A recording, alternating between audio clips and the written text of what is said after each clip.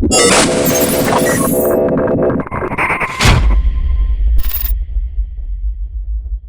right, hi everybody, John Meadows here with my man, Eugene from Australia. You guys all know who he is. If you're not, make sure you follow him. So today what we're going to talk about is specifically how far away from a contest should you start your diet out? Should you start at 16 weeks out, 20 weeks out, 12 weeks out, 8 weeks out? What is the right time? So we're each going to give our perspective, and I'll go ahead and kick things off. I look at a couple things like jump out at me. Number one is just generally how lean is the person. Okay, that's the most basic, obvious. The leaner they are, probably the less time it'll require. So I look at that. The general rule I use is if I can see their abs, and if it's somebody like a guy, for instance, it's somewhere 9, 10, 11, 12% body fat, then I generally speaking, think a 10 to 12 week diet is probably a good starting point. The more body fat they have, then the longer I'm generally going to take, because now if you try to compress more fat loss in that 10 to 12 weeks, now you're at the risk of losing muscle. The more extreme you have to go, then the more risk you are at losing muscle. So that's kind of my initial thought. And then I want to just give one more thought, and then I'll want to hear your thoughts, Eugene. The other thing I would say is I kind of look at have they been competing a lot? More of what kind of a state is their body in. And I'll give you an example. Like let's say you get a woman let's say she's done a figure show. Let's say she did one the month before. She did another one 2 months before, another one 3 months before. Now you're dealing with someone who's probably, their metabolism's probably not hitting on all cylinders. There's probably been, her metabolic rate has probably decreased. So you have to factor that in too. And the right answer for her, she might be kind of lean, but it still may take longer. And then the answer might just be to don't even compete right now. But we're going to, for this video, assume the person is going to compete. So I look at probably the top two things I can think of, Eugene, would be where are they at with their current body fat levels, and then what kind of physical state are they in? Have they just been competing show after show after show, or is their body fresh? Those are kind of the two things that jump out at me. Mm-hmm. What do you think? Mm-hmm. Yeah, I really like having a certain time frame where, for the most part, I look at anywhere between 12 to 20 weeks as saying, okay, this is going to be the actual dieting period. I don't like to extend deficit phases where you're in that specifically trying to burn body fat and get really, really lean. I don't like doing that for more than around that, 3 to 5-ish month mark, maybe 6 months for some people. So importantly is like, when do you decide to drop the hammer and say, okay, now we're going to start that 20 weeks, or when we're going to start that 12 weeks? Because I think you're right. Between 12 to 20 weeks, when should you choose that? Depends on how lean they are. Someone a little bit softer, more towards the 20 weeks. Someone maybe is a natural athlete, more towards 20 weeks. So you can slowly try to preserve muscle mass. But at the same time, you might also go the opposite end, wouldn't you? Like with a natural athlete, maybe they've got that metabolism where it's better off to smash them for 12 weeks. Because if you do a slow trickle, they're going to burn more muscle mass. Mm-hmm. Whereas you're better off doing a very rapid, fast fat loss diet for the 12 weeks or even maybe 8 weeks, mm-hmm. and then pull them out of it. Mm-hmm. So I really like that you touched on the really important point though of looking at their context prior to that, not just how they look. Because I think that's a mistake a lot of prep coaches make, think, oh, you got abs, you're going to be good to go. Mm-hmm. Oh, you have nice shape. Oh, I can see some delt tie-ins. You look fantastic. Yes, let's get you lean, and we can do this, mm-hmm. without any other prior history.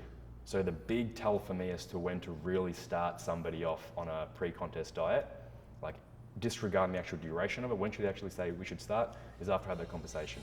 After we've found out that, hey, you've actually done 4 shows in the past 3 months. Maybe you shouldn't be looking at your next dieting phase right away.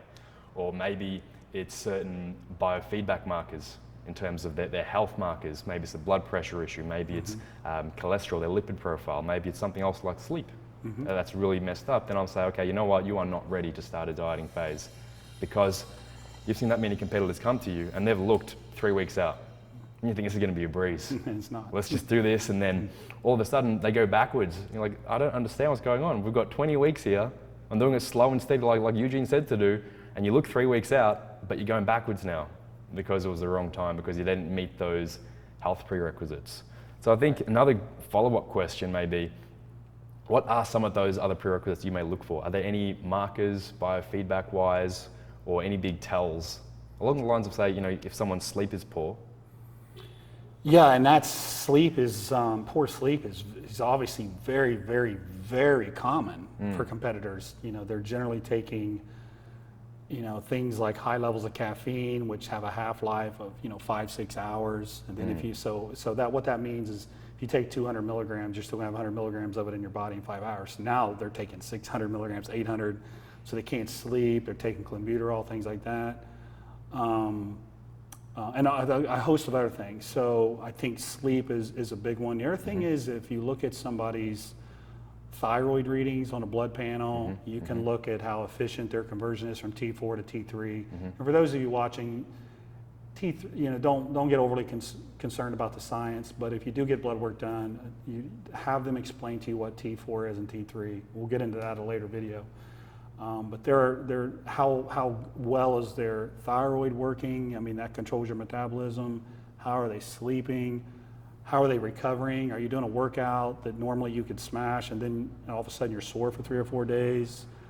And you see stress, if it's somebody that's competed repeatedly, they may have these high cortisol levels that are, instead of high in the morning, low at night, they may be all over the place. It may be the opposite. It may be an inverted level, just from constant stress. And we know for a fact that when we have constantly high levels of cortisol and stress, we know that our insulin sensitivity is poor, so people can get skinny fat. This is where competitors can get really frustrated too. They're like, I'm doing everything you say, but all of a sudden I'm getting softer. And when I hear that, I have bells that go off in my head that says, is there overstress here? Things like that.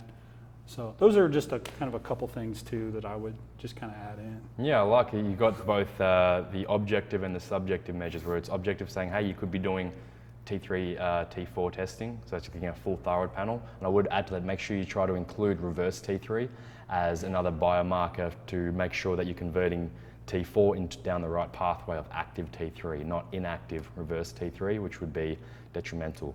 Most blood panels only do a TSH and maybe a free T4. I like how you're looking at cortisol, and cortisol can be something that you test in the saliva, but you could also test it just by asking someone questions like, do you wake up with energy? If the answer is no, probably they've got a low morning cortisol output, which is negative. And are you wired and anxious at nighttime? Maybe they've got high cortisol in the evening, or maybe are they just all over the shop, or maybe they're completely wired through the entire day. There are all these different symptoms you can just ask people without the actual objective measuring, because for a lot of people it's just inconvenient and it may not be necessary. And then we can look into different things that I use in terms of heart rates and heart rate variability and blood pressure as key markers for potential sympathetic dominance or stress. So you can just ask somebody, of course, hey, how stressful is your life right now? Are you going through a divorce?